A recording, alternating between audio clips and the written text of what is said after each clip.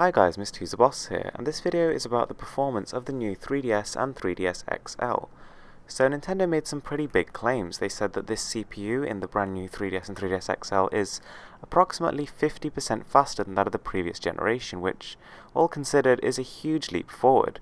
I mean, that's almost enough of a leap to consider it a new console in itself, really.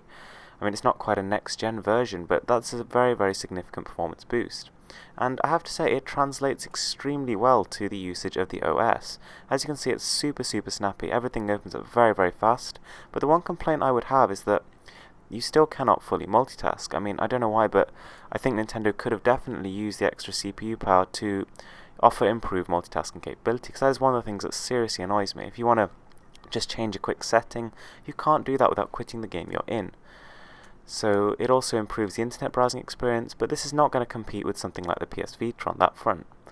Now, something that's slightly disappointing is the games themselves. So they understandably have been coded to work with the original 3DS, and so giving this extra CPU power brings no benefit whatsoever. So in the two games that I tested, Monster Hunter 3 Ultimate and Pokemon Omega Ruby, there was no real performance improvement. So in both of these games there are instances of lag. In Omega Ruby, which is generally a very polished game, but when you turn on the 3D and you're in an intense battle sequence, there are definitely some frame rate drops. Likewise with Monster Hunter 3 Ultimate, but this can even be seen when 3D is off. So I think the extra CPU power could have definitely been used, and it could have been used to iron out those frame rate issues, and that's what I was really hoping for here, but that has not occurred. Not quite related to the performance, but something to note is that the speakers are actually louder. I wouldn't say they sound any clearer, but they seem to have a little bit more bass too, which is very nice in a portable console. And the 3D slider obviously works very well. However, it's not been optimized to work in the game in Pokemon Omega Ruby. 3D only turns on in the battle sequences, which is quite strange, but obviously they've made that for a good reason. Now the range of the 3D is fairly good. I mean, you can tilt it to about 30 degrees to your left or your right, and you'll still be able to see the picture clearly.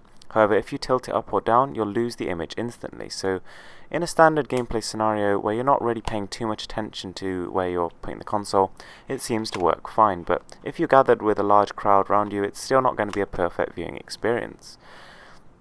So I have to say, I'm not enjoying this stylus placement slot. It is as convenient as it initially looked. The headphone slot is fine, and the game slot is also probably a bonus. I mean, this is worked out quite neatly and allows you to very quickly slot your games and take them out.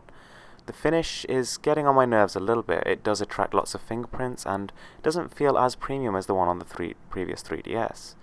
Now the Wi-Fi has also been removed, the Wi-Fi button, which means that you can't very quickly turn on and off Wi-Fi to save power.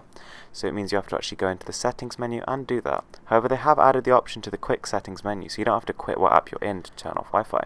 So the new shoulder buttons are also quite nice. However, there's no game which has yet to really take advantage of them. Anyway guys, thanks for watching. Please give this video a thumbs up and don't forget to subscribe for more.